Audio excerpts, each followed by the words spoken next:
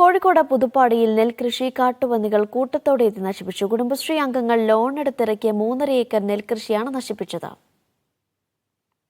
പുതുപ്പാടി പട്ടരുമാട് തിളക്കം കുടുംബശ്രീ പ്രവർത്തകർ ലോണെടുത്താണ് നെൽകൃഷി തുടങ്ങിയത്. നിലമുഴുത് വിത്ത് വിതച്ച ശേഷം ഓരോ ദിവസവും വയലിലെത്തി കളപറിച്ചും വളം നൽകിയും ആറ്റുനോറ്റുണ്ടാക്കിയ നെല്ലാണ് വിളവെടുപ്പിന് തൊട്ടു മുമ്പായി കാട്ടുപന്നികൾ കൂട്ടത്തോടെ എത്തി നശിപ്പിച്ചത്. ഞങ്ങളിതിങ്ങനെ കിടന്ന് കഷ്ടപ്പെട്ട് ഇവിടം വരെ എത്തിച്ചപ്പോൾ ഇങ്ങനെയായപ്പോൾ ഞങ്ങൾക്ക് വല്ലാത്ത വിഷമം. ലോൺ എടുത്തതൊക്കെ അടയ്ക്കാണ് സംഘത്തിലൊക്കെ. ഞങ്ങൾ എന്ത് ചെയ്യൂ എന്നുള്ളതിൻ്റെ വക്കത്താണ് ഇപ്പം നിൽക്കുന്നത്.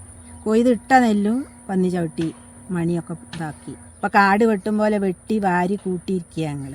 കാടിനോട് ചേർന്ന പ്രദേശമല്ലാതിരുന്നിട്ടും കഴിഞ്ഞ 5 വർഷമായി കാട്ടുപന്നികളുടെ ശല്യം മൂലം വലയുകയാണ് ഇവിടെയുള്ളവർ. കുടുംബശ്രീ പ്രവർത്തകയായ ലീല വാഴകൃഷിയും കപ്പയും മറ്റ് കിഴങ്ങുവർഗ്ഗങ്ങളും കൃഷി ചെയ്തിരുന്നെങ്കിലും അന്നും സ്ഥിതി സമാനമായിരുന്നു. കാട്ടുപന്നികളെ തുരത്താൻ ഷൂട്ടർമാരുടെ സഹായം തേടിയെങ്കിലും അതും നടന്നില്ലെന്ന് ലീല പറഞ്ഞു. മീഡിയ 1 കോഴിക്കോട്.